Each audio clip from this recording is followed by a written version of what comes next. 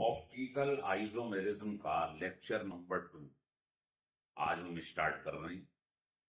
बहुत ही इंपॉर्टेंट है। Lecture number 1 में आपको ध्यान होगा आपने क्या क्या पढ़ा था, हाँ? तो उसमें जो कंडीशन हमने लिखवाई थी कि कोई कंपाउंड ऑप्टिकली एक्टिव है तो उसकी पहली कंडीशन थी कि कम से कम उसमें एक कायरल सेंटर होना चाहिए, है ना। तो उसको हमने बताया कायरल सेंटर कैसे चेक करती है। अब दूसरी कंडीशन क्या है? ये तो है नहीं कि सिर्फ कायरल सेंटर है तो आप कह दोगे ये ऑप्टिकली एक्टिव है।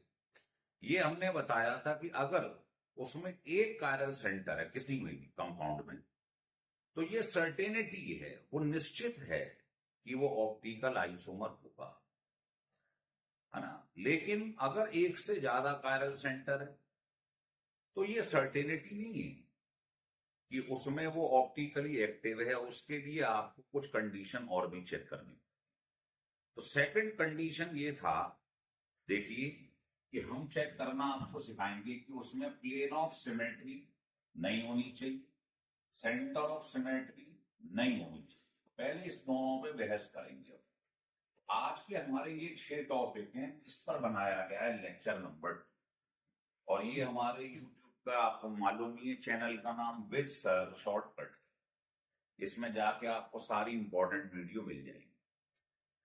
तो स्टार्ट करेंगे, है ना। साईं बाबा का नाम ले और बहुत ही इंपॉर्टेंट वीडियो है, तो इसको आपको टिका टिका के पढ़ना, है ना। तो हेडिंग डाल दीजिएगा, पहला लिखो प्लेन ऑफ सिमेट्री,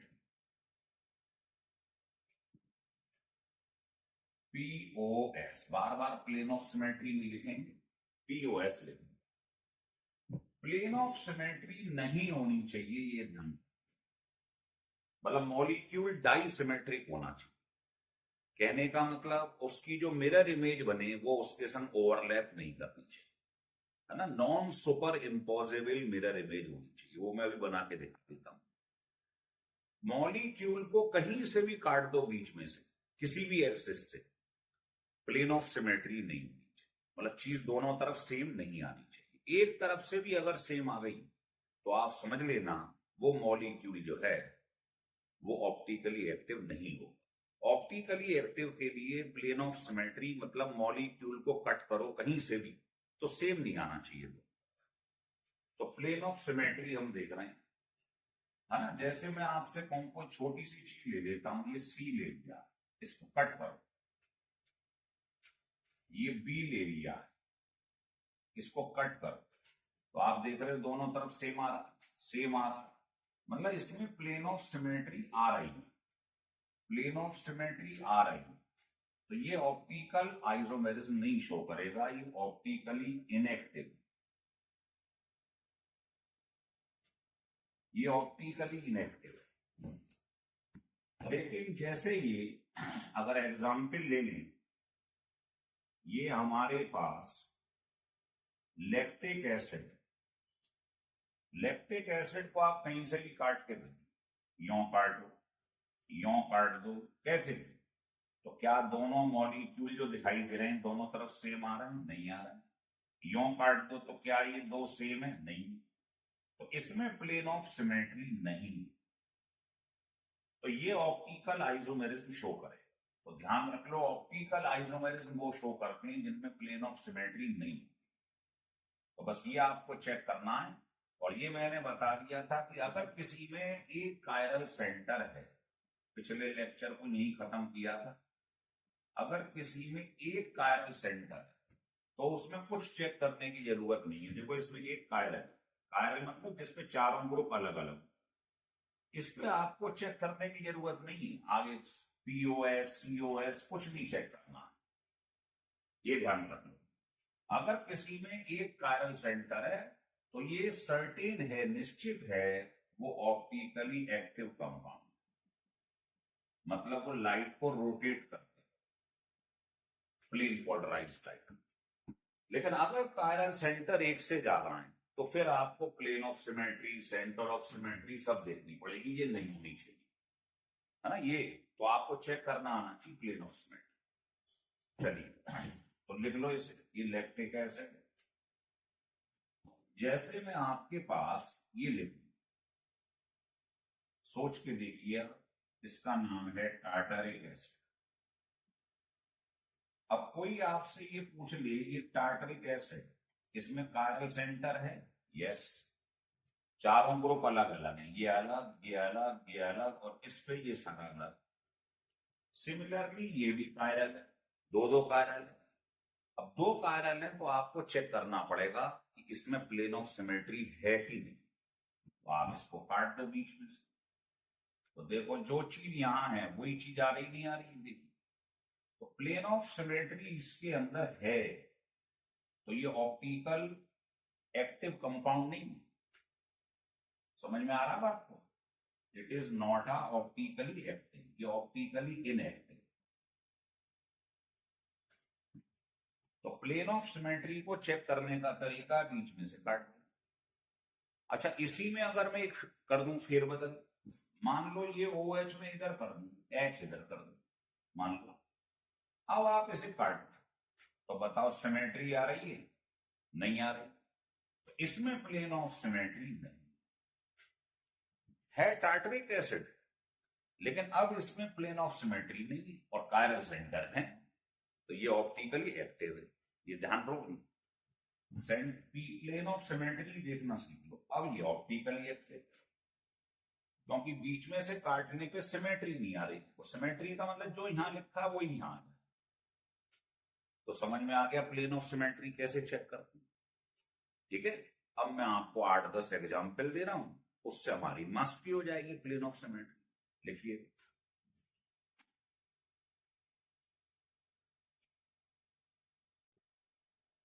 यहां तक क्लियर हो गए। अब ये कुछ एग्जाम्पल लिए हमने देखे, इन एग्जाम्पल से आपको मालूम पड़ जाएगा प्लेन ऑफ सिमेट्री कैसे चेक करते हैं, मतलब डिटेल में आपको मालूम पड़ जाएगा।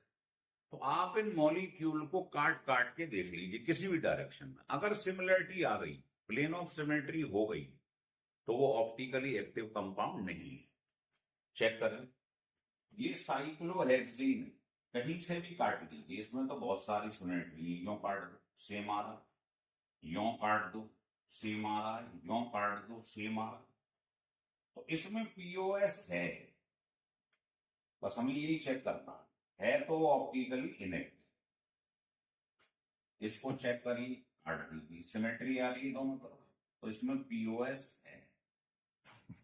इसको काटिए बीच में से, तो बताओ दोनों तरफ सिमेट्री, तो इसमें पीओएस है।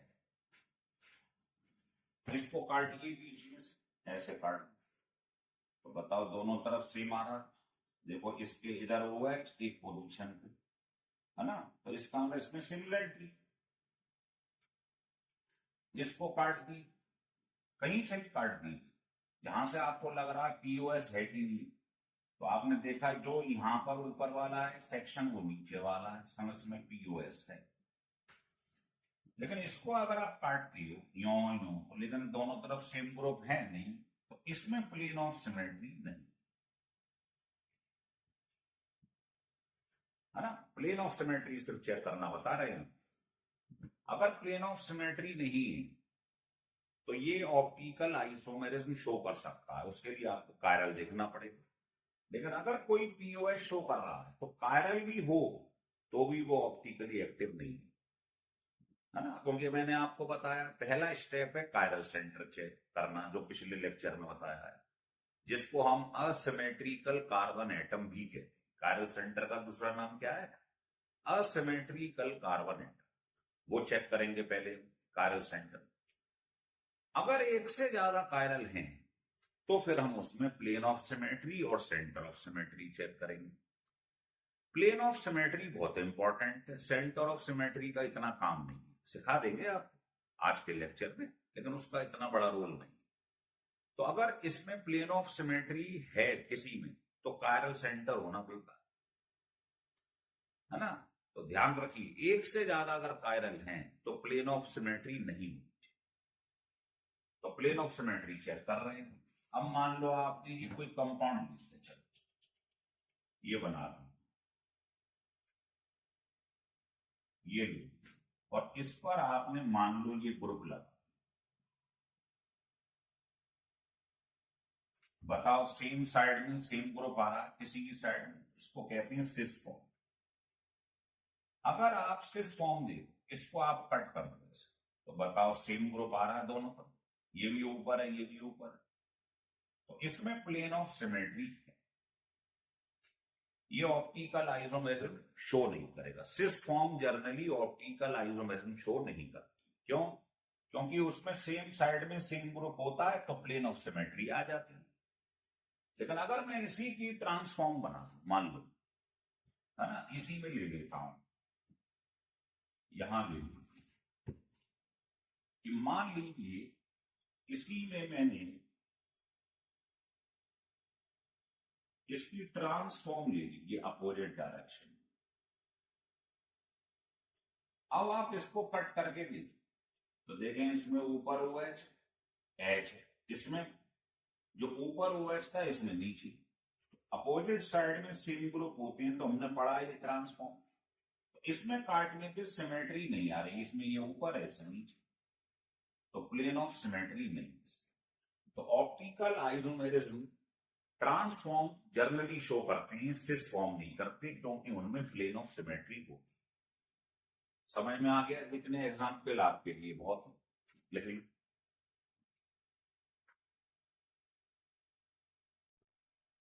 देखिए तो ये आपको प्लेन ऑफ सिमेट्री समझ में आ गया, इसको रब कर दो।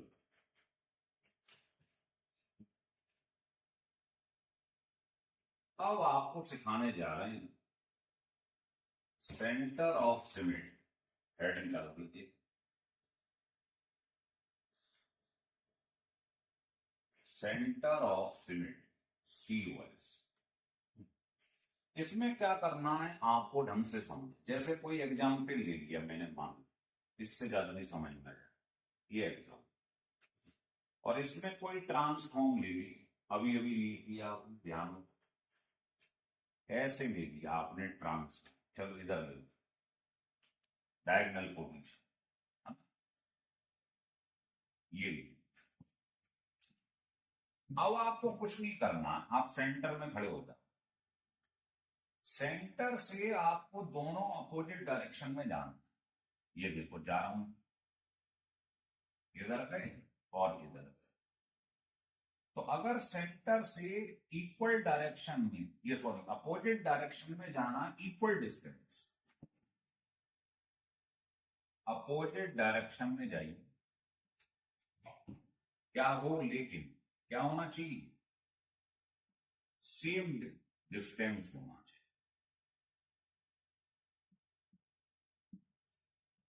देखो सेंटर से अपोजिट डायरेक्शन में गया OH, इधर भी OH, equal distance.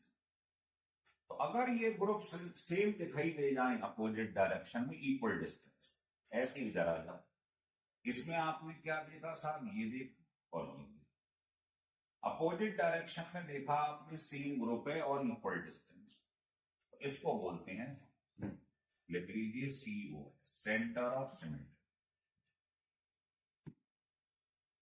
Opposite direction में जाना है, सेम ग्रुप दिखाई, अपोजिट डायरेक्शन में जाइए सेम ग्रुप, इसको बोलते हैं सेंटर ऑफ सिमेट्री। आ रहा समझ?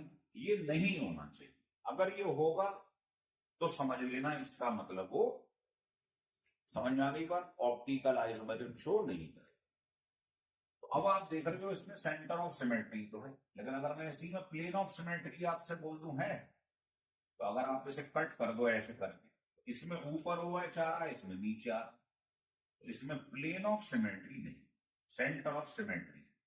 एक भी चीज अगर इसमें हो गई तो ये ऑप्टिकली एक्टिव नहीं रहे, दोनों चीज नहीं होनी चाहिए, ये ध्यान। और एक एग्जाम्पल ली,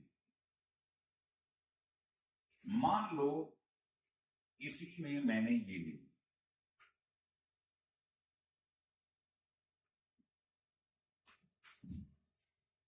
समझ में तो आई क्या है आप,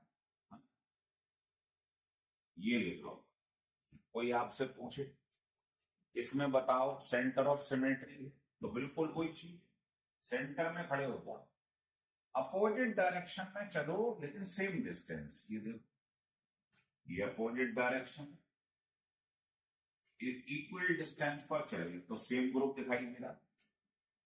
ऐसे ही इधर आ जाओ, अपोजिट डायरेक्शन में चलो, इक्वल डिस्टेंस, तो बताओ सेम ग्रुप आ, तो इसको बोलते हैं सी प्लस।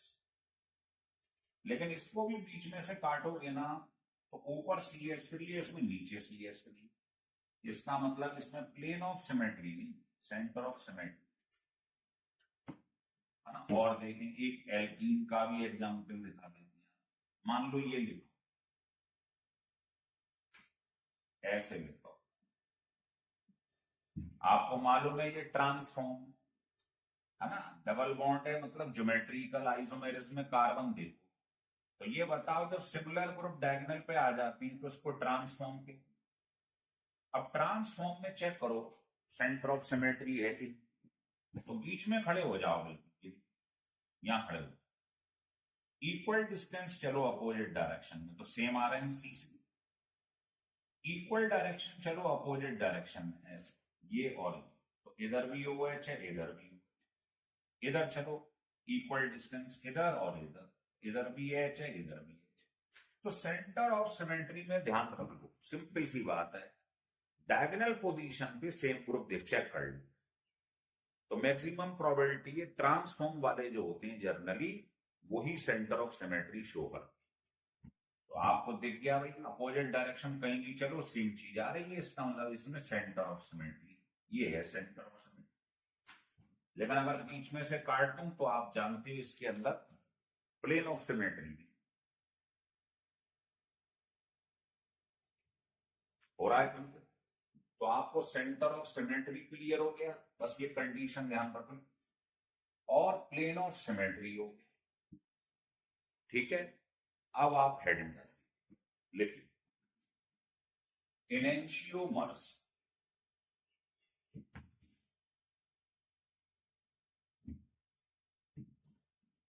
देखिए थर्ड टॉपिक स्टार्ट कर रहे हैं, enantiomers, D and L form, डेस्ट्रो and Leo form जो होगी कंबाइंडली,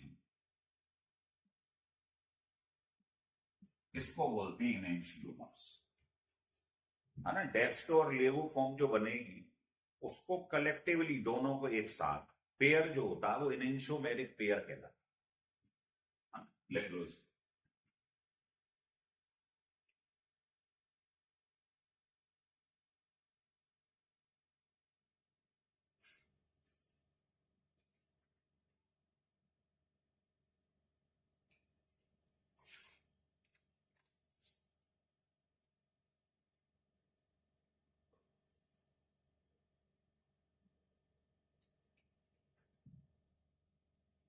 चलो एग्जाम्पल से समझा। जैसे ये मैंने ले लिया लैक्टिक एसिड,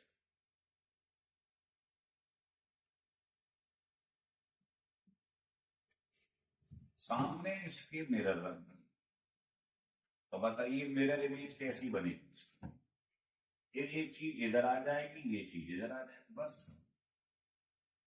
तो ये आपको ऐसे, जो जो झुकाव इस तरफ है वो उस तरफ हो जाएगा, ये इधर था ना, ये हो जाएगा, ये आपस में इंटरचेंज हो जाएगा, मतलब यहां एच आ जाएगा, बस। तो इसको आप चाहो तो इसको आप टेट्राहेड्रली ऐसे लिख सकते हो आपस में। तो अगर मान लो, क्योंकि ये तो एक्सपेरिमेंट से मालूम पड़ता है कि ये डेक्स्ट्रो फॉर्म है, तो इसकी मिरर इमेज जो होती है वो लेवो, और अगर इसको लेवो मान लो तो उधर वाली डेक्स्ट्रो। तो ये जो कंबाइंड ये डी एंड एल फॉर्म है, इसी के ग्रुप को इनेंशियोमेरिक पेयर बोलते या इनेंशियोमर्स बोलती।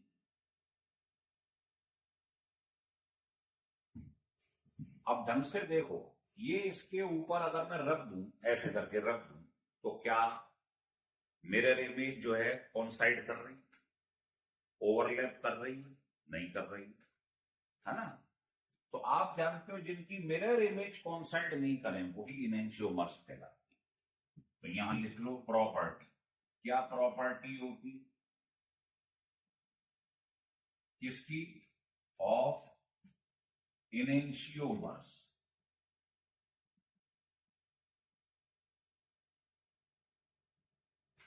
तो पहला तो ये होता है कि ये प्लेन पोलराइज लाइट को क्या करती हैं? रोटेट कर देती हैं, है ना। तो इनेंशियोमर्स जो होती हैं, लिख लो rotate the plane polarised light either in D मतलब डेस्क टू राइट की तरफ और L मतलब लेफ्ट डायरेक्शन। तो जो इनेंशियोमर्स होते हैं वो प्लेन पोलराइज्ड लाइट को या तो लेफ्ट की तरफ या राइट की तरफ रोटेट कर देती है ना। डेस्क और लेवो का मतलब ही। दूसरा ये होता है जो इनकी मिरर इमेज होती है, देखो मिरर इमेज वो ओवरलैप नहीं करती। ओवरलैप का मतलब समझ रहे हैं? सुपर इंपोज नहीं करती। तो compound and it's mirror image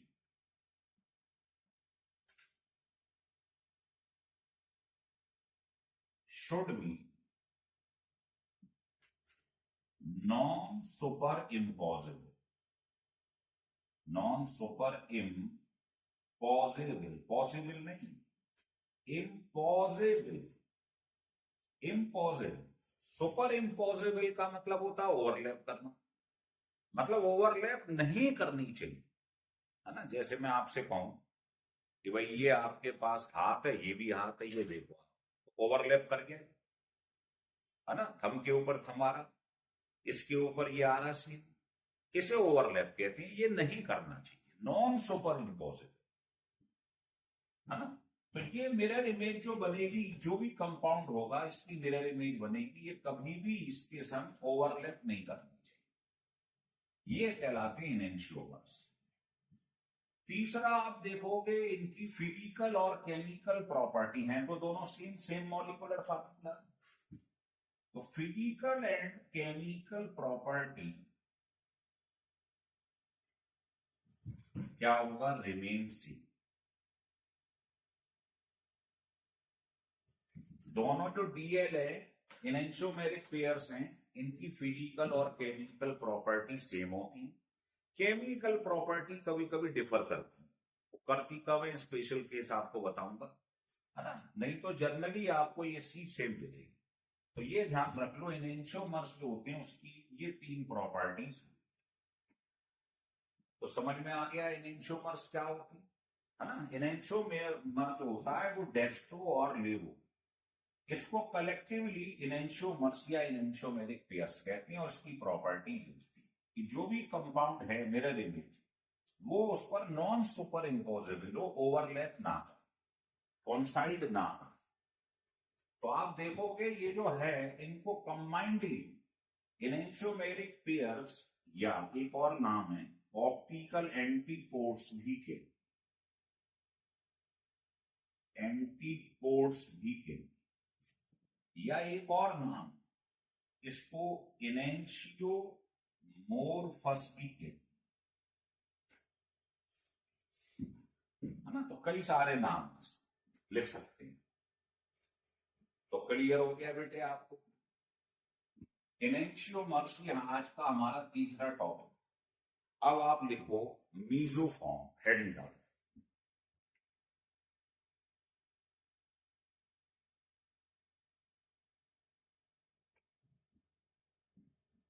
इसको हटा दें। चल एक एक पॉइंट को ढंग से समझोगे तो सिलेक्शन का कारण बनेगा। देखिए एक बात ध्यान रखिए, एक लाइन बोल रहा हूं, सारी बात समझ में आ जाएगी। वो ये है कि आपको मेहनत करनी है।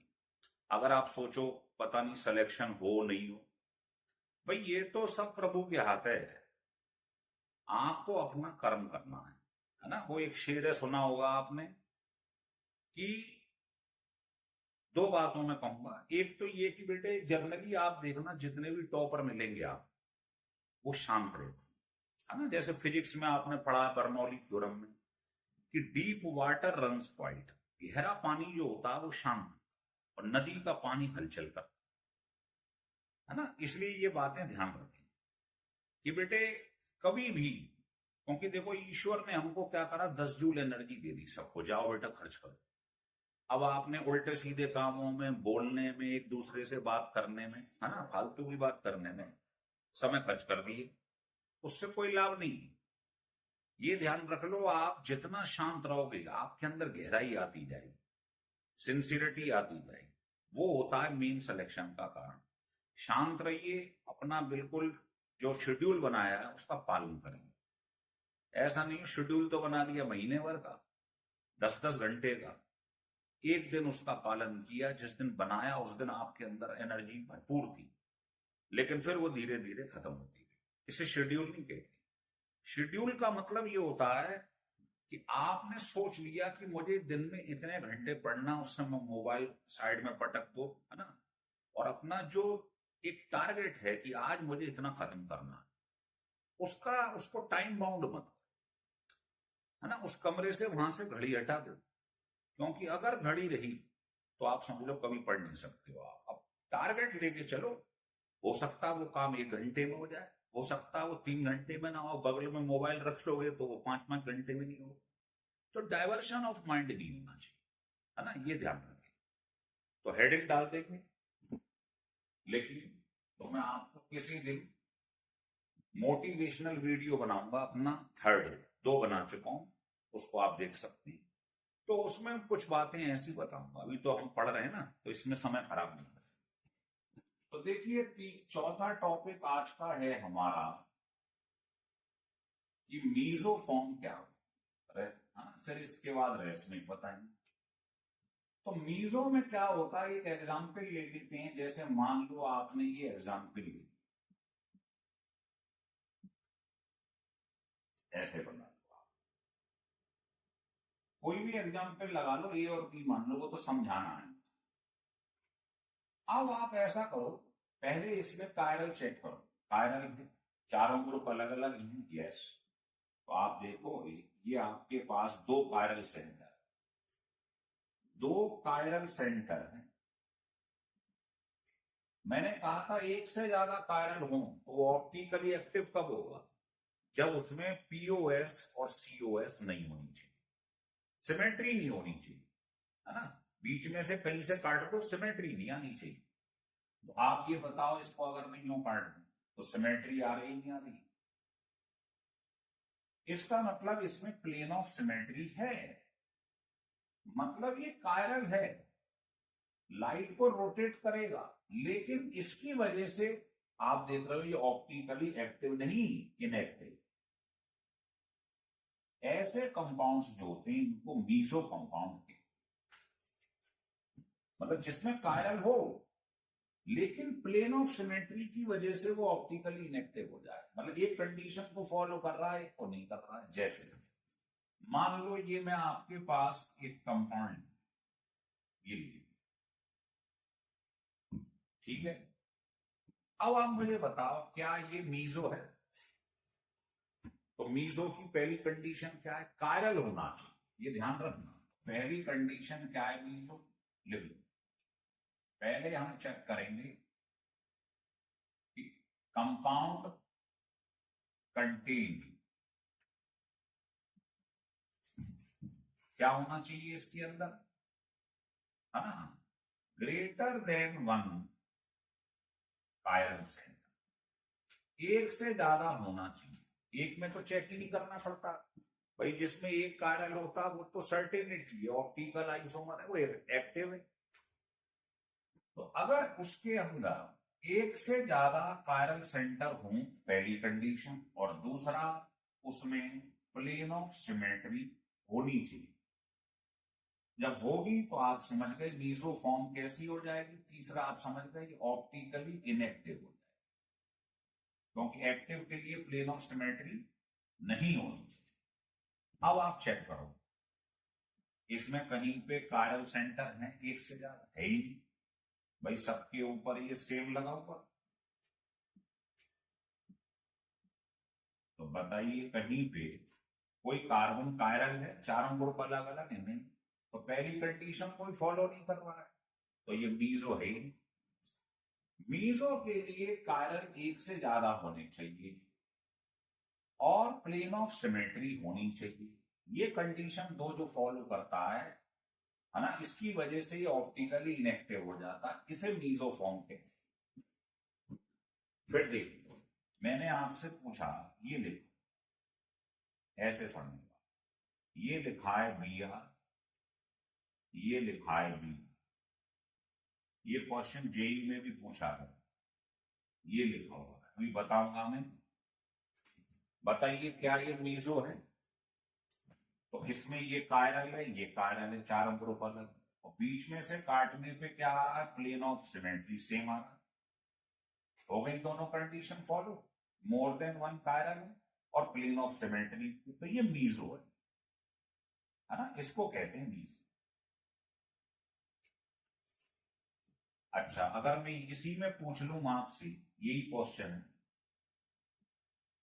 कि मान लीजिए ऐसा हो जाए, क्या ये है मीजो?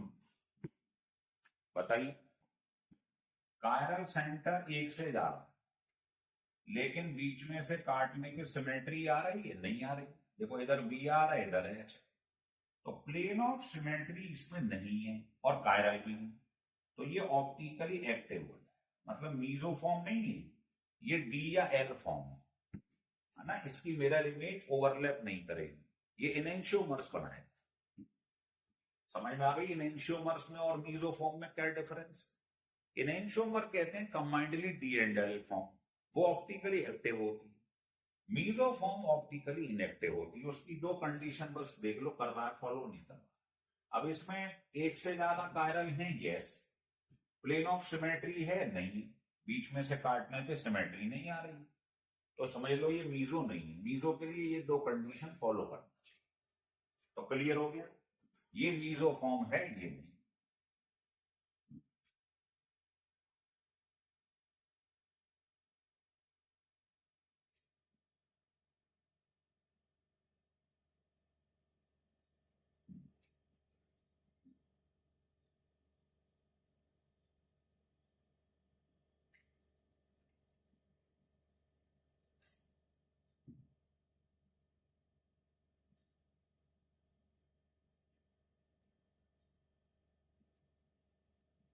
हो गया क्लियर? चलिए, अब इस पर मैं क्वेश्चन आपको बता, ढंग से समझना जरा। और ये क्वेश्चन जो मैं बताने जा रहा हूं कंपटीशन में आया हुआ क्वेश्चन, ये है कि आप ब्रोमीनेशन करवाओ, ब्रोमीन और ये सॉल्वेंट है, इसे कहते हैं ब्रोमीनेशन, किसका कराइए? ट्रांस, है ना, ट्रांस टू ब्यूटीन या ट्रांस ब्यूट टू, ऐसे ब्यूटीन टू या ऐसे ब्यूट टू, इसका ब्रोमीनेशन करवाओ, तो जो चीज बनेगी वो आपको बतानी है कि मीजो है कि नहीं। आई नो, तो आपको करना क्या है? ये ट्रांसफॉर्म, इसको बना लो पे, ट्रांस का मतलब अपोजिट डायरेक्शन में सेम, ये है ट्रांस टू ब्यूटी, इसका आपने ब्रोमीनेशन करा। तो मैं आपको अभी रिएक्शन बता दे रहा हूं, वो आपको नहीं आता, लेकिन आपको जो रिजल्ट है वो बताना। इसका जब ब्रोमीनेशन होता, ब्रोमीन पे रिएक्शन, ये सॉल्वेंट है, तो ये बनता है एक ही साइड में बी आ रहा है। आप देखोगे सिस में अलग चीज बनती है ना, रेसमिक फॉर्म बन जाती, बताएंगे इसमें ये बन जाता, मतलब बॉन्ड हटेगा, दो वैलेंसी फ्री हो जाएंगी, तो सेम साइड में बी आर लग रहा है। अब ये बताओ, ये मीजो है, ऑप्टिकली एक्टिव है, तो आप देख रहे हो कायरल एक से ज्यादा, लेकिन इसमें प्लेन ऑफ सिमेट्री है, सेम चीज आ रही कार्ड, इसको कहते हैं मीजोफॉर्म। तो यही चीज पूछी गई थी, ये कैसी होती है, ऑप्टिकली इनेक्ट। ये क्वेश्चन जेई में पूछा कि अगर हम इसका ब्रोमिनेशन करवाएं तो जो बनता है, ये ध्यान रखना है, ब्रोमिनेशन के ट्रांसफॉर्म में क्या बनता है, सेम साइड में मीसोफॉर्म।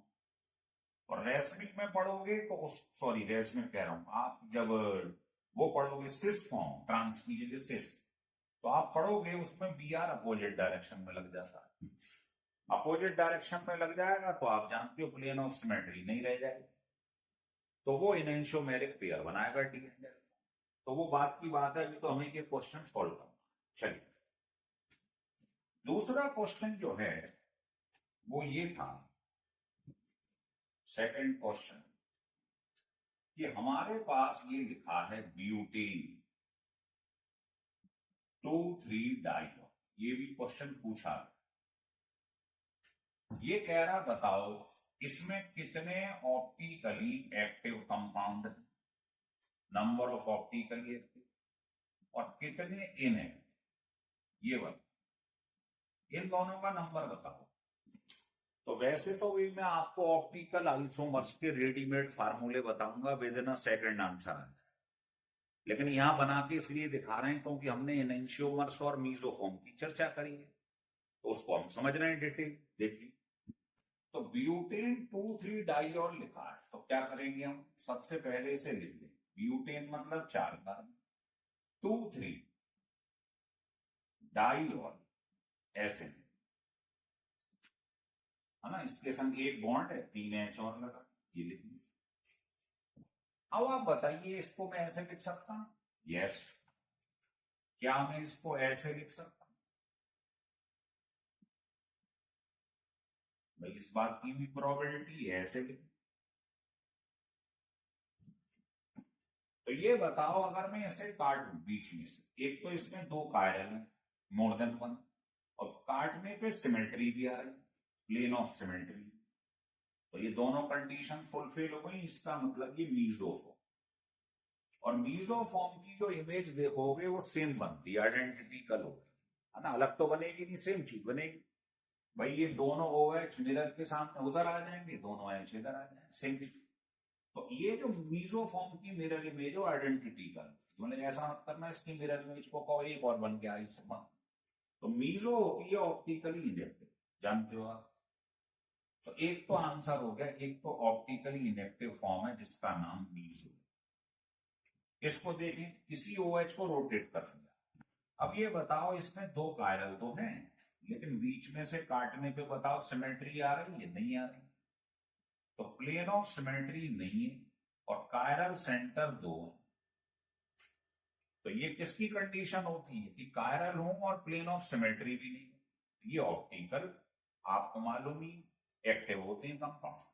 अब मान लो ये डी है, तो इसकी मिरर इमेज जो होगी उसमें इंटरचेंज हो जाएगा, वो एल बन जाएगी। इसकी 2 होती है, डी एंड एल, एनेंशियोमर्स का मतलब दोनों बन जाएंगे, इसकी मिरर इमेज उल्टा हो जाएगा, तो 2 हो गई एक्टिव और 1 हो गई इनएक्टिव, टोटल आंसर हो गया, टोटल आइसोमर 3। ये भी जेई में पूछा गया क्वेश्चन, और इसके लिए अभी मैं एक रेडीमेड फार्मूला बताऊंगा, उससे ये कुछ भी नहीं करना पड़ेगा, है ना, लिख लो फिर। हो गया क्लियर, चलिए, तो ये इंपॉर्टेंट क्वेश्चन थे जो आपने देखे, लिख।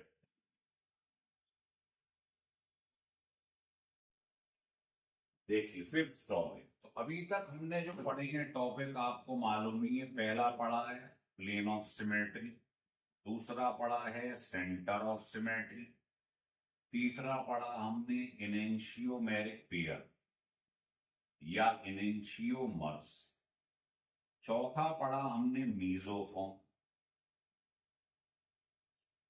पांचवा हम पढ़ रहे हैं डाई स्टीरियोमर्स, 6th हम आपको बताएंगे रेसमिक मिक्सचर, और फिर 7th में बताएंगे ऑप्टिकल आइसोमर्स कैसे लिखें, ये बहुत ही इंपॉर्टेंट है। अभी आप 5th देखिए, डाई स्टीरियोमर्स। ये कुछ नहीं है, इसकी डेफिनेशन है स्टीरियो आइसोमर्स। स्टीरियो आइसोमर्स क्या होते हैं आप जानते हैं, है ना? ज्योमेट्रिकल प्लस ऑप्टिकल किसके पार्ट थे? Stereo isomerism. स्टीरियो आइसोमर्स वो होते हैं जो स्पेस के अंदर डायरेक्शन अलग अलग शो करती हैं। देखिए, तो stereo isomers which not the mirror images of each other. Mirror images of each other are called डाइस्टीरियोमर्स। तो डाइस्टीरियोमर्स वो होते हैं जो स्टीरियो आइसोमर्स हो, लेकिन वो मिरर इमेज जो है एक दूसरे की ना हो। जैसे देखिए, इससे बढ़िया शायद एग्जाम्पल नहीं मिलेगा। ये आपके पास लिखा हो, ये लिखा, अभी बताया। आप कहोगे मैं नहीं लिख रहा ऐसे, मैं साहब इसको ऐसे लिखूं। दोनों बी आर एक साइड में नहीं देखे, इसमें बी आर इस साइड में ले। भाई अरेंजमेंट ही तो बनाना ये। अब आप इसकी मिरर इमेज बनाओ, इसकी मिरर इमेज तो सेम बनेगी मीजोफॉर्म में, तो इसकी मिरर इमेज आइडेंटिकल होती है, इन्हें अलग नहीं मानते, एक ही। इस वाले में इसको इंटरचेंज कर दिया, तो आप जानते हो इसकी मिरर इमेज बनेगी क्योंकि इसमें प्लेन ऑफ सिमेट्री नहीं है। इसमें अगर इधर बी आर था, इधर आ गया, ये इंटरचेंज हो जाएंगे। तो अगर मैं इसका नाम रख दूं एबीसी, तो बताओ ये सब स्टीरियो आइसोमर्स तो नहीं, क्योंकि इनमें कॉलम भी दिखाई दे रहा है। आप स्टीरियो आइसोमर्स का मतलब स्पेस के अंदर अलग अलग डायरेक्शन। तो ये बताओ क्या ये इसकी मिरर इमेज है? नहीं भाई, ये दोनों एक साइड में, मिरर में क्या होगा, बी आर इधर आ जाए, कहां है? तो ये स्टीरियो आइसोमर्स तो हैं, लेकिन ये एक दूसरे की मिरर इमेज नहीं। इसी को कहते हैं डाइस्टीरियोमर्स। तो ए और बी क्या है, कोई पूछ ले, ए एंड बी, तो आप कहेंगे कि ये है डाइस्टीरियोमर्स। बी और सी पूछ ले तो ये एक दूसरे की मिरर इमेज है, मिरर इमेज है। और आप जानते हुए कायरल मिरर इमेज, तो ये दोनों एनेंशियोमर्स। भाई अगर मान लो ये डी फॉर्म है तो उसकी मिरर इमेज क्या होगी, एल फॉर्म। भाई डी और एल तो आपको मालूम ही, पोलराइमीटर से मालूम पड़ता है, एक्सपेरिमेंट से, है ना? वैसे थोड़ी बता पाएंगे।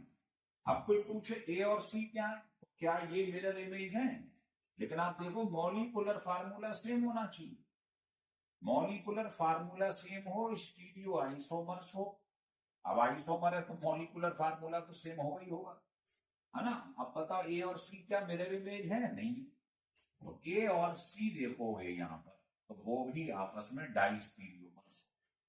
तो डाइस्टीरियोमर्स वो स्टीरियो आइसोमर्स होते हैं जो एक दूसरे की मिरर इमेज नहीं होती, नॉट द मिरर इमेज।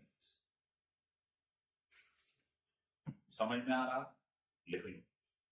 अब जैसे मैं आपसे कहूं ये मेरे पास ये देखो, मान लीजिए भाई डबल बॉन्ड है तो ज्योमेट्रिकल शो करेगा, आपको मालूम, ये लिखा हुआ है ना, ये सिस फॉर्म है, सेम डायरेक्शन।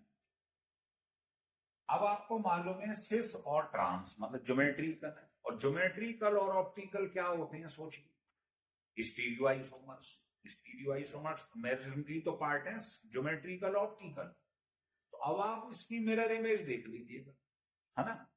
तो आपको मालूम ही है इसकी मिरर इमेज जो है वो आप बनाओगे, दोनों सेम डायरेक्शन में आ रहे हैं, तो आइडेंटिकल हो। इसका मतलब ये है कि ये डाइस्टीरियोमर्स। ध्यान रख लो, ये सिस फॉर्म और ट्रांसफॉर्म जो भी है ये कैसी होती है, ज्योमेट्रिकल आइसोमर्स, डाइस्टीरियोमर्स। लिख लो, हमें डाइस्टीरियोमर्स, डायास्टीरियोमर्स ऐसे रख, डायास्टीरियोमर्स। चलो इसको DIA करना, डायास्टीरियोमर्स। हो गया क्लियर? तो सिस और ट्रांसफॉर्म भी आपस में क्या है? डाइस्टीरियोमर्स, क्योंकि एक दूसरे की मिरर इमेज तो है नहीं। समझ में आ गई बात? लिख दे। अब मैं आपको बताता हूं रेसिन मिक्सचर क्या होता है। लिख।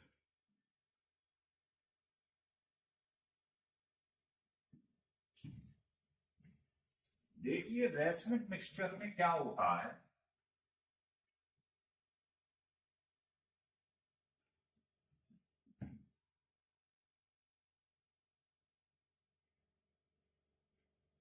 इस पे 2-3 बार क्वेश्चन भी पूछे जा चुके हैं।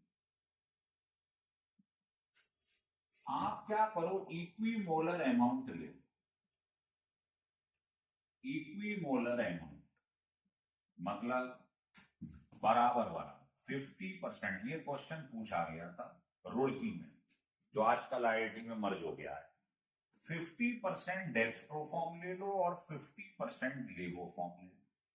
उसमें ऑप्शन ऐसे ही देंगे कि रेसलिंग मिक्सचर बनेगा 50% डेक्स्ट्रो 50% लेवो, मिक्स कर दो। 80% रेस वो ले लो डेक्स्ट्रो, 20% ले लो लेवो। तो ध्यान रखना है बराबर बराबर लेना। Equimolar amount of D and L form mix together, आपको इन दोनों को मिला दो। 50% ये 50% ये। बताओ डेक्स्ट्रोलाइट को कहां रोटेट करता है? राइट की तरफ। और लेवो समझ में आ रहा है? अगर मान लो इसका एंगल प्लस का 5 डिग्री है तो इसका -5, और दोनों को मिला दो तो नेट क्या होगा? 0 हो जाए। मतलब इसमें लाइट सीधी निकल जाती, कोई डेविएशन नहीं। तो इसका मतलब ये ऑप्टिकली इनएक्टिव हो गई, जैसे मीजोफॉर्म। हो रहा है क्लियर? तो डेक्स्ट्रो और लेवो फॉर्म को बराबर बराबर मिला दोगे तो no deviation take place, no deviation of PPL, plane polarised light take place. हो गई? मतलब ये ऑप्टिकली इनएक्टिव हो जाए, लाइट सीधी निकल जाएगी। समझ में आ रही है बात? जैसे ये ऑर्डिनरी लाइट है, इसको निकोल प्रिज्म से पास करा है, प्लेन पोलराइज होगी। अब यहां आपने कंपाउंड रख दिया रेसिन मिक्सचर, तो ये रोटेट नहीं करेगा, लाइट को मोड़ेगा नहीं, ऐसे नहीं करेगा। लाइट सीधी निकल जाएगी, जैसी थी वैसे ही रहेगी, एज इट इज। लिख लीजिए रेसिन मिक्सचर की डेफिनेशन क्या होगी।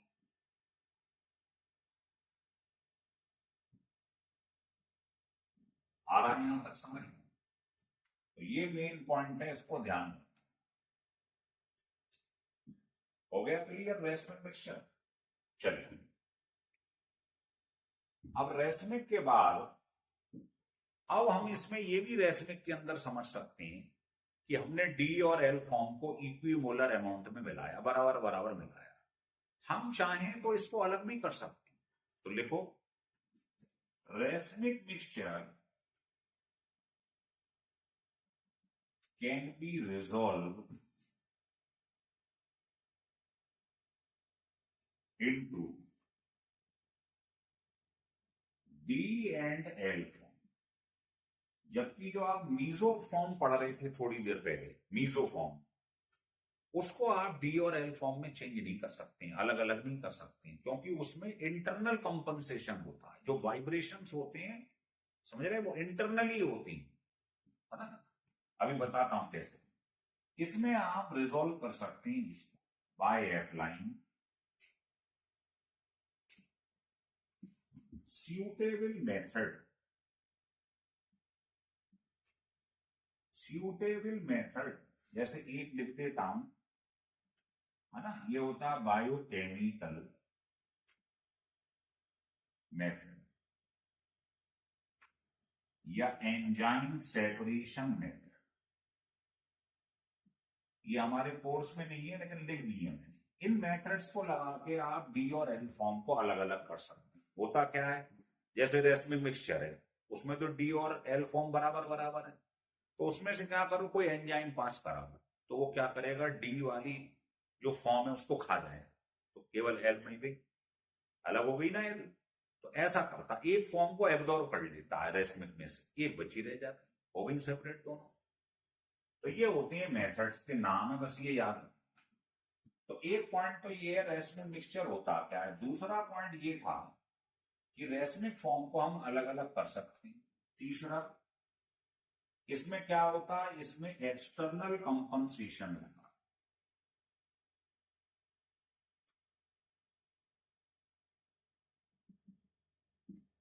मतलब एक दूसरे को जो नलीफाई करते हैं, कंपनसेट करते हैं, ये वो आपको दिखाई देगा बकायदा, है ना। जबकि मीजो फॉर्म में क्या होता है, इंटरनल, यहां देख सकते हो आप लोग। मीजो फॉर्म में क्या था, जैसे आपने मान लो ये बनाया टार्टरिक एसिड,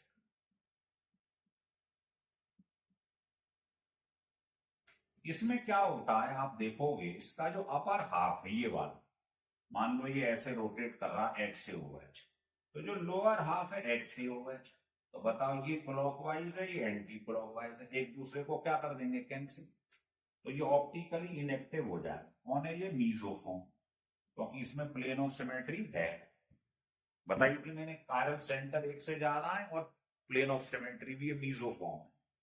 तो मीजोफॉर्म भी ऑप्टिकली इनेक्टिव होती है, रेसमिक फॉर्म भी ऑप्टिकली इनेक्टिव होती है, दोनों ही लाइट रोटेट नहीं करती। ये सिमिलरिटी है। डिसिमिलरिटी क्या है, आप देखोगे कि रेसमिक मिक्सचर जनरली आपको उसमें मिलेगा जिसके अंदर कायरल सेंटर 1 होता है ना। जैसे आपने एग्जाम्पल देख लिया था लैक्टिक एसिड, लैक्टिक एसिड है ना, इसकी फॉर्म थी डी और एल, मिरर इमेज, दोनों को कंबाइन कर दो तो नेट रोटेशन 0 हो जाए। तो ये भी ऑप्टिकली इनेक्टिव, ये भी हो, लेकिन इसमें होता है इंटरनल, ये इंटरनली होता है, ये इसको कैंसिल कर दो, इसमें इंटरनल कंपनसेशन, ये ध्यान रखना, जबकि रेसमिक में एक्सटर्नल। तो ये दोनों में डिफरेंस है, सिमिलरिटी है, बोथ आर ऑप्टिकली इनेक्टिव। तो मुझे लगता है यहां तक आपकी समझ में आ गया। अब हम आपको बताएंगे नेक्स्ट लेक्चर में, या कोशिश करेंगे इसी में बता देते हैं कि ऑप्टिकल आइसोमर्स कैसे निकालते, वही सबसे स्पेशल चीज है हमारे लिए। लिख लो इसको।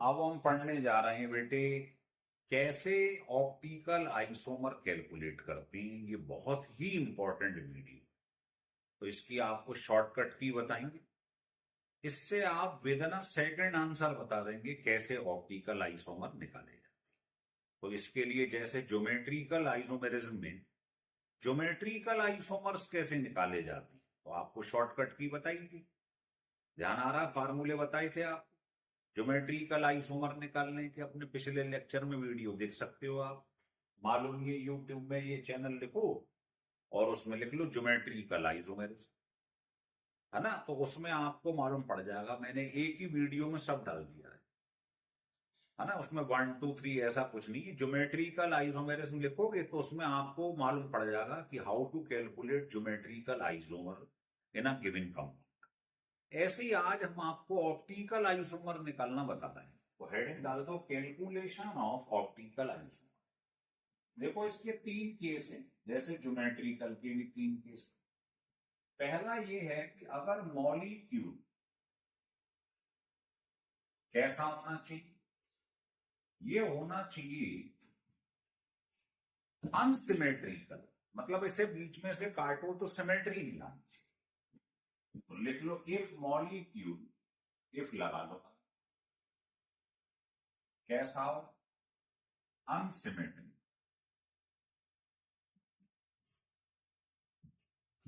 that is it should not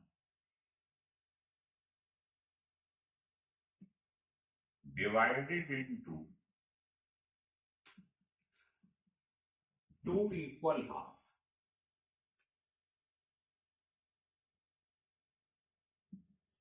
तो केस 1 ये है ना। तो आप समझ लो, जो ऑप्टिकल आइसोमर होता है उसका फार्मूला तो एक ही होता है, A+M। इसमें ए जो होता है वो होते हैं number of optically active isomer, जो आप जानते ही हो डी एंड एल फॉर्म, जो लाइट को रोटेट करते हैं। और एम जो होता है वो होता है नंबर ऑफ मीसोफॉर्म, जो कि होती है ऑप्टिकली इनएक्टिव फॉर्म। इससे आपको एक्टिव और इनएक्टिव भी मालूम पड़ जाए, है ना। देखें, तो आपको ध्यान रखना है, अगर किसी मॉलिक्यूल को बीच में से काटने पे सिमेट्री नहीं आ रही तो उसका फार्मूला ये होता है। इसको आप ब्रैकेट में बंद कर लें, बस ये याद रखना। इसमें जो ए है उसका फार्मूला होता है और मीसोफॉर्म होती है उसकी जी। तो इनको अगर मैं यहां पुट कर दूं तो ऑप्टिकल आइसोमर का फार्मूला ये हो गया, नहीं हो गया? ये एक्टिव फॉर्म है, ये इनएक्टिव। एग्जाम्पल दो, जैसे मैंने लैक्टिक एसिड ली, बताइए लैक्टिक एसिड का फार्मूला ये, बताओ इसमें एक कायरल है, एन क्या है, नंबर ऑफ कायरल, लिख लो। एन जो है वो नंबर ऑफ कायरल कार्बन, जिसको हम असिमेट्रिकल कार्बन भी कहते हैं। अब इसमें एक कायरल है और इसको कहीं से भी काट दो, प्लेन ऑफ सिमेट्री तो है नहीं, तो इसमें क्या करना, काटने पर इक्वल हाफ नहीं आना चाहिए, कहीं से काट दो बराबर नहीं आना। और कायरल एक है तो ये फार्मूला लगा दो, है ना, 2⁻⁻1। तो इसके ऑप्टिकल आइसोमर्स कितने बनेंगे, 2 बनेंगे। उनमें से एक्टिव फॉर्म कितनी होंगी, A means active, active form. Active form होता है 2⁻n, n की जगह 1 पर। इनएक्टिव कितनी है बताइए, मीसोफॉर्म जिसे कह रहे हैं, इनएक्टिव फॉर्म कितनी, m। ये हमेशा 0 होता है इसके अंदर, आंसर है। तो ये टोटल ऑप्टिकल आइसोमर निकालने का फार्मूला है ना। अगर इसमें सिमेट्री नहीं आए कहीं से भी काटने पे और कायरल आ रहा है तो यहां फार्मूले में रख दो उठा के, ये फार्मूला ऑप्टिकल आइसोमर का, मीसोफॉर्म इसमें हमेशा 0 होती है, क्योंकि आपको मालूम है मीसोफॉर्म में प्लेन ऑफ सिमेट्री होनी चाहिए, इसमें तो है नहीं। तो मीसोफॉर्म हमेशा 0 होगी। एक्टिव फॉर्म जो है डी और एल फॉर्म, उसका फार्मूला है 2⁻n, where n is the number of chiral, 1 है। क्लियर हो गया, लेकिन है ना। जैसे कि क्वेश्चन और बनाने हैं आपको, मान लो पेपर में ये लिखा हो, ये लिखा हुआ ऐसे कुछ बना, अब आपसे कोई पूछे इसके आप बताओ कितनी ऑप्टिकली एक्टिव फॉर्म है और कितनी ऑप्टिकली इनएक्टिव है और टोटल कितने ऑप्टिकल आइसोमर है, तो आप जानते हो ये कार्बन कायरल है, इस पे चारों ग्रुप अलग अलग लगे और तो कोई कारण नहीं, और इसको कहीं से भी काट दो सिमेट्री नहीं आ रही है, तो फार्मूला ये वाला लगा। अब इसमें कायरल एक है तो यहां 1 रख दो, तो एक्टिव फॉर्म 2 हो गई, मीसो 0 हो गई, टोटल A+ है, यही आ गया, नहीं आ गया, 2 आंसर है। तो इसमें कितनी बनेगी active form, 2⁻n, meso form 0, total दोनों का सम।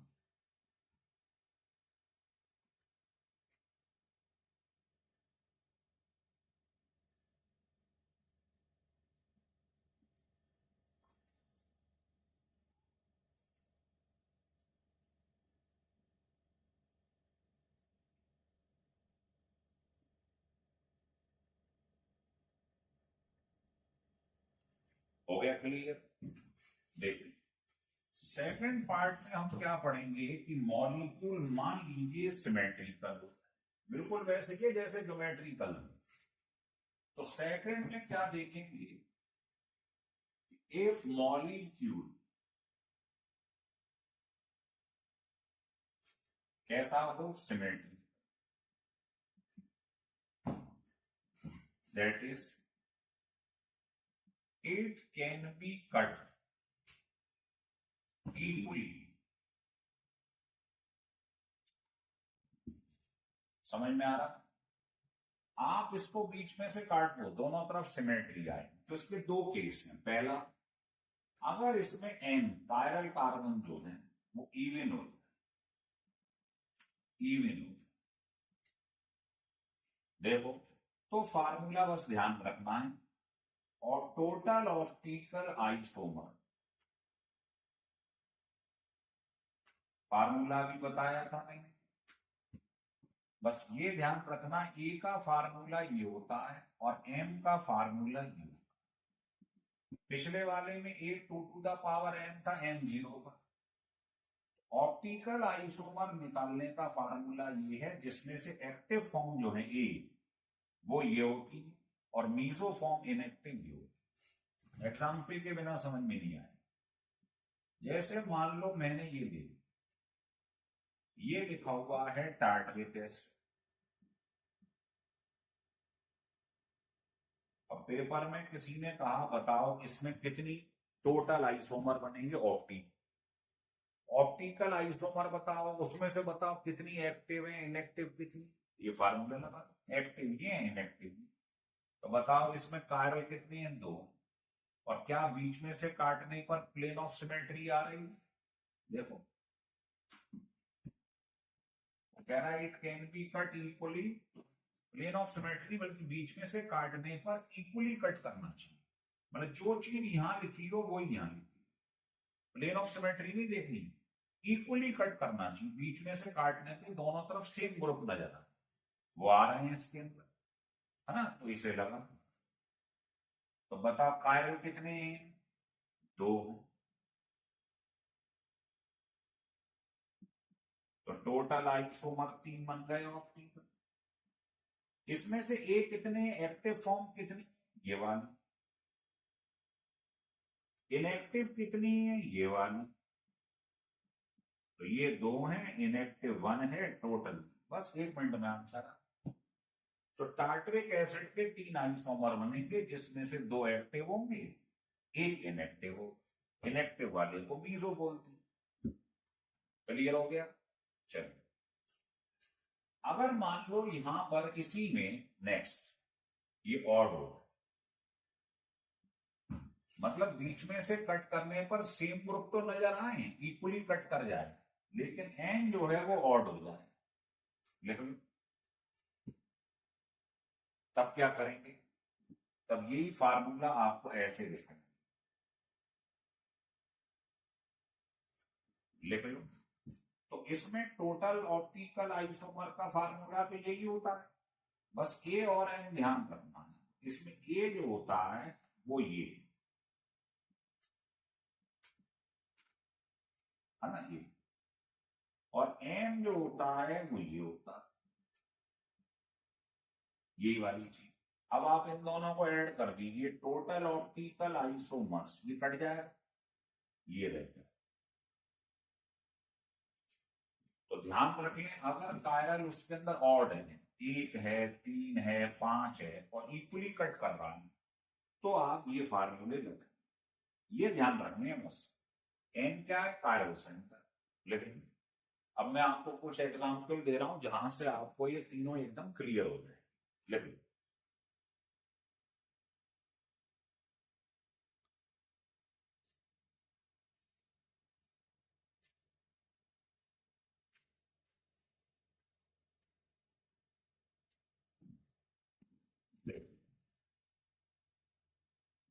तो कुछ आइसोमर्स कंपाउंड्स के निकालेंगे ऑप्टिकल, तो आपको ये फार्मूले एकदम पिक्चर क्लियर हो जाएगा। देखिए पहला सा,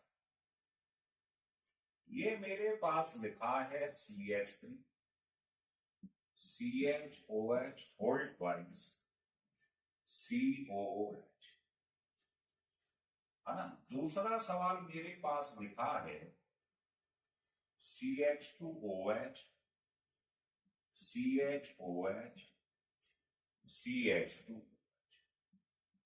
तो चलो ये पहले दो लेते हैं, फिर इसके बाद दो और लिखिए।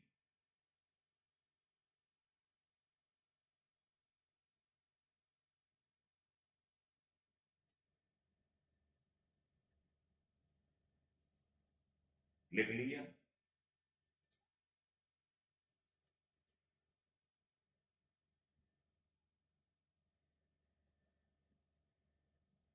चलिए, तो आप इसका सॉल्यूशन देखिए। पहले सवाल, सबसे पहले इसको ऐसे CHOH, CHOH, COOH। बताइए कार्य कितने हैं इसके अंदर? दो। बीच में से काट दूं तो क्या सिमेट्री है, मतलब सेम ग्रुप आ रहा है? यस। तो एन क्या है, कार्य कितने? दो। तो जब सिमेट्री आ जाती है, ये भी बताया था, और एन इवन हो जाए, कार्य इवन हो जाए, दो हो गए।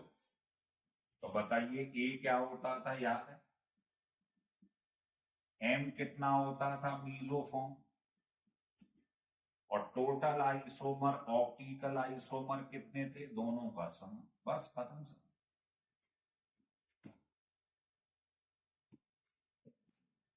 अच्छा एक मिनट, सिमेट्री नहीं आ रही है, ये ध्यान नहीं दिया हमने, सॉरी, है ना। तो सिमेट्री नहीं है, ये अनसिमेट्री। मैं समझा था ये CO। एक मिनट। तो बताइए इसे काटने पर आपने देखा ये अनसिमेट्रिकल। तो अनसिमेट्रिकल का तो एक ही फार्मूला होता है, आपने पढ़ा है। ये बीजो तो जीरो, ऑप्टिकल आइसोमर। ए होता है इतना, ये इतना होता है, यहां रख दो आंसर। तो इसका मतलब इसकी एक्टिव फॉर्म कितनी है? 4। मीजो कितनी होती है जब भी ये हो अनसिमेट्रिकल? इसमें इवन ऑड तो देखते नहीं, 0। और टोटल आइसोमर कितने बन गए हैं? 4। ये क्वेश्चन पहले ये करा दूं फिर बताऊं। इसको लिख लो आप। लिख लिया। चलो यहां देखते हैं सेकंड क्वेश्चन। ये लिखा हुआ है 4 बार CHOH लिखा। कैसे भी लिख लो, आपकी इच्छा। और उसके बाद फिर CH2। ये लिखा 4 बार है। अब ये बताइए, अगर मैं इसे बीच में से काट दूं, 1 2 3, 1 2 3, 3 3 कार्बन है, तो बताओ सिमेट्री आ रही है सब सेम। तो जब सिमेट्री आ जाती है, आपको मालूम है, तो दो केस है, इवन और odd। तो बताओ यहां एन इवन आ रहा है। देखो पहले चेक कर लेते हैं ऐसे ही। इस पर चारों ग्रुप अलग अलग है, ये 3 और 1 4। इस पर चेक करो, ये अलग, ये अलग, ये अलग, वो अलग। ऐसे ही इसको चेक कर लो, इसको चेक कर लो। तो इसके अंदर एन इवन आ रहा है 4। तो बताओ जब मॉलिक्यूल को काटने पे सिमेट्री आ जाए और एन इवन आ जाए, तो फार्मूला क्या बताया था अभी याद? ऑप्टिकल आइसोमर का ए क्या होता है, ये एम क्या होता है, ये। तो यहां पर आप 4 रख दो, है ना। तो यहां 4 रख दोगे तो क्या आ जाएगा, सोचिए। तो आपके पास 10 आइसोमर बच जाएंगे। और 10 में से एक्टिव कितने हैं? 2 का पावर क्यूब 8 है। और 2 कैसे हैं? इनएक्टिव। तो लिख लो ए आ रहे हैं 8, एम आ रहे हैं, ये इनएक्टिव है, ये तो बस रेडीमेड फार्मूले, तुरंत आंसर आ जाएगा। लिख लो।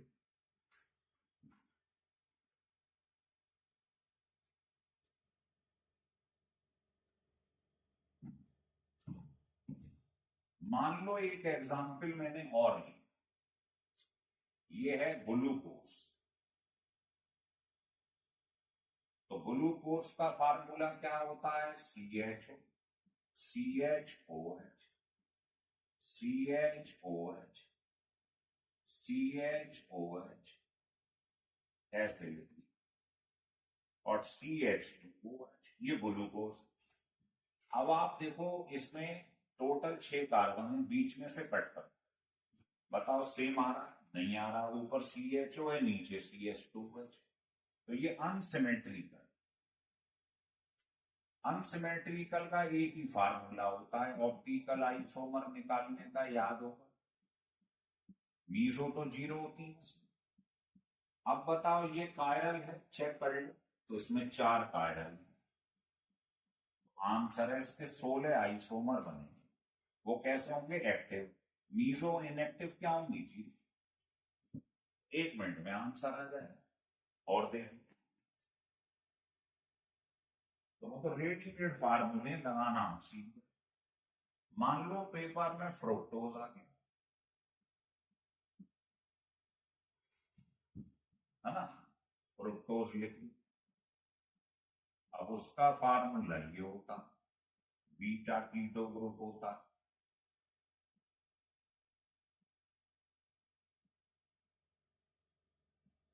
ये फ्रुक्टोज है, तो बताओ इसको बीच में से कट कर दूं, सिमेट्री आ रही है? नहीं आ रही है। ऊपर कीटोन है, नीचे नहीं। अब इसमें कायरल कार्बन चेक करो, तो ये तो डबल से जुड़ा है, कायरल नहीं। इस पर 2 H आ रहे हैं, नहीं है। ये कायरल है, चारों अलग है, ये और ये भी नहीं है, 2 H। तो 3 कायरल है और सिमेट्री नहीं। तो जब सिमेट्री नहीं हो तो फार्मूला आपको मालूम नहीं है क्या होता। ये 2 to the power n, inactive 0, total optical isomer. तो बताओ इसमें कितने कायरल? 3। तो आंसर है 8 आइसोमर टोटल हो जाए, जिसमें से एक्टिव फॉर्म 8 है, इनएक्टिव 0।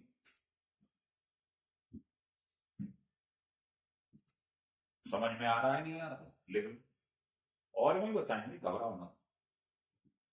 चलिए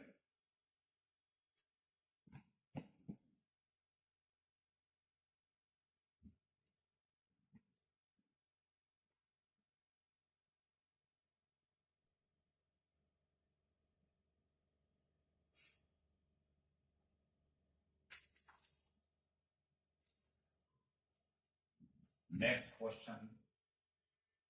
ये कह रहा है मेरे पास डाई क्लोरो